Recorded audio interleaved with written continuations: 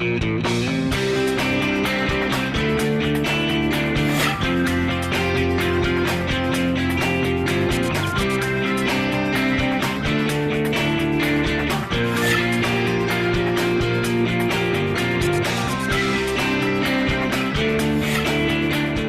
I'm Kristen Oaks-White. And I'm Avery Davidson. Thank you for joining us for This Week in Louisiana Agriculture, the only TV show bringing Louisiana farmers and consumers together every week. Well, we begin our show with some sad news. For the second time in as many years, we have lost a member of This Week in Louisiana Agriculture. Regnal Wallace, the man who began TWILA 35 years ago, died last week. He was 81. Reg's passing comes just more than a year after the death of Michael Dana. Dana was Reg's successor, not only in hosting TWILA, but also as director of the Louisiana Farm Bureau's Public Relations Department. Joining us now is TWILA News Director Neil Melancon. Neil, we all got a chance to know Reg and even be on the air with him, but you have the unique position in that you actually worked with Reg. I did. Reg was responsible for hiring me, and even though Mike Dana was the guy who interviewed me, Reg was the head of the department at the time and had the ultimate say-so. He fostered an internship program, and that was just one of the many, many ways in which Reg leaves us with a legacy in both journalism and agriculture. Without ever seeing his face, you knew it was him. And I know the farmers are wanting some sunshine right now, and so Regnal Wallace was known as the voice of Louisiana agriculture. His passing marks the end of an era where this show, and many other ways the story of farming is told in Louisiana, took root.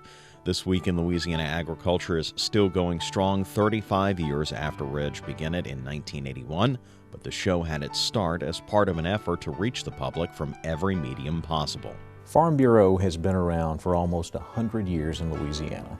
There have been a lot of people who have done public relations efforts, but it was Reg Wallace who really set up the public relations information department as we know it today. Martin has taken over from Michael Dana, Reg's direct successor. Dana oversaw the introduction of web and social media presence to Farm Bureau's outreach, but it was Reg, with his farming background, who spurred the innovations we see today. Farming was so much a part of Reg, even though he was a professional journalist. He was always a farmer at heart. He really cared about farmers, he really believed in what they were doing, and he really wanted to tell their story. Reg's love of farming would stay with him all his life. In the summers, he would come home from Louisiana College to work in his father's cotton fields.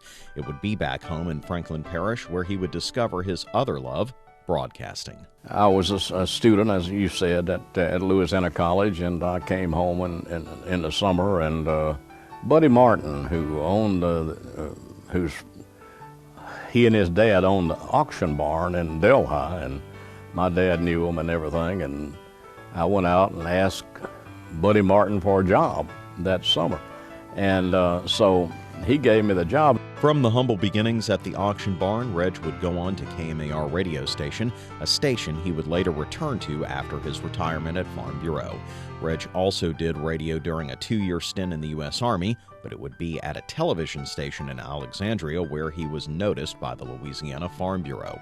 That set Reg up for the next 30 years of his career, speaking for Louisiana's farmers and ranchers. Reg had the kind of voice that was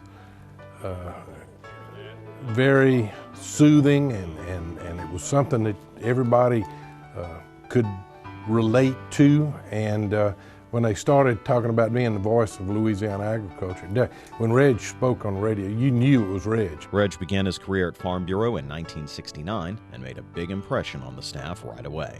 He probably did more to make me feel comfortable in front of big groups or small groups or whatever, delivering messages, than anybody I've ever dealt with. He worked incredibly hard, doing a lot of different things, from the radio network to the TV show to the newspaper that we did monthly at that time. Things have changed over the years, but Reg was right on the vanguard of whatever that change was. He was always looking to, how can we do this better? How can we improve what we're doing? I really hit it off with Reg from the beginning, because even though Reg did a lot of things, he did newspaper, television, a lot of different things, in his heart of hearts, he was a radio guy, and so am I. He started out as a radio guy. He ended his career as an old man, as a radio guy. And we really hit it off like that, and that's something I really admired about him. Part of being on the vanguard of innovation meant bringing the lessons he learned as an ag reporter from KALB-TV to Farm Bureau. Ronnie Anderson was on the state board when Reg proposed doing the TV show, an expensive proposition that at the time had an uncertain outcome. And everybody had faith that if we would listen to what Reg was recommending and his staff was recommending to move in that direction, that good things would happen, and it did. Reg would continue to inspire innovation for agriculture even after he left Farm Bureau. He returned home to Winsboro and KMAR Radio in 1997. I knew of Reg from the different radio shows I would hear him on, but I met him after he came back to Winsboro, and he kind of became a mentor to me about who Farm Bureau is, and I learned a lot about Farm Bureau just through talking to him. Franklin Parish farmer Scott Wiggers at that time was not heavily involved in Farm Bureau, but with Reg's help as an active member and voting delegate, Wiggers would become second vice president of Farm Bureau. Reg did inspire me to become more active, and he was such an encourager. He had that about him to really make you feel like, you know, you could do something that was needed, and he was the guy that really inspired me and encouraged me to become more active in Farm Bureau. My relationship with Reginald came after his main involvement with Farm Bureau, and I didn't really realize I was in the presence of the greatness that I was over the years. I knew him as a friend. He wasn't really that personality anymore, but as I've reflected on his career, I've come to realize I really walked in the presence of greatness. Greatness is a legacy that can be seen all over Farm Bureau, including in Reg's successor, Mike Dana, who interviewed Reg shortly before Mike died in 2015, 4 months after this interview was taken.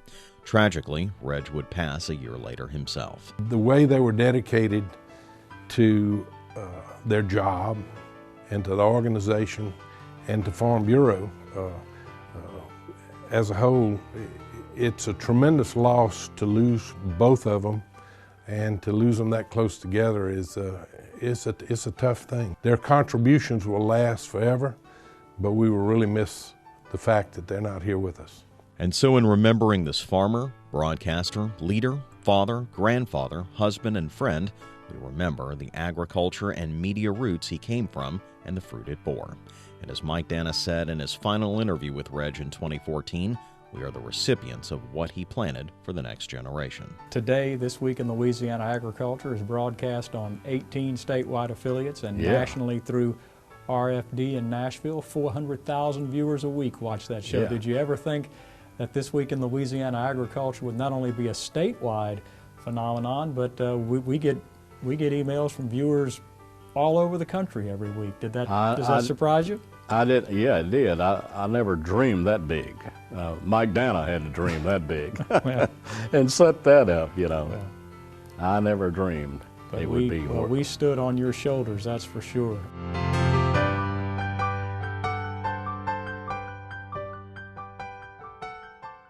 Something that was hard to show with this story is Reg's sense of humor. As you saw him laughing with Mike there, he was always coming up with jokes of one kind or another with everyone he worked with. With me, he had me as this kind of mastermind behind LSU football and the Ag Center and Farm Bureau and the government. And, you know, guys, he was always asking me, you know, about what I was going to do with Coach Miles one week and the governor the next, you know, as though I had any control over that. One thing that really did strike me when I did the research for this story is just how far back Reg went at the very beginning of media. You know, a lot of this stuff as a pioneer was literally because none of it had been done before ever. Not just the Farm Bureau television show, but television as a whole was new when he was coming up. Yeah, and what I think about is just how much confidence he had to go before the Louisiana Farm Bureau Federation Board and ask for all of that money for one camera, one set of editing equipment, and that was pretty much it. And it changed the way not only we report agriculture here in Louisiana, but I really think it had an impact nationwide. When you look at all the other programs that came up to follow. And the big thing there is, I think a lot of that confidence came from his agricultural roots once again. You know, the media was not some some up-and-coming thing like it is today with social media and that kind of thing. It was really rooted in telling the story that he did with his family every night around the dinner table, just magnified by, you know, however far the media could reach. And it was part of the community. It was part of agriculture. He was a broadcaster for baseball. So this was all, you know, these things that were really part of his day-to-day life. And it just expanded into something that, as you heard him say, he couldn't even foresee. Yeah, he will be missed. Thank you very much, Neil Melancon.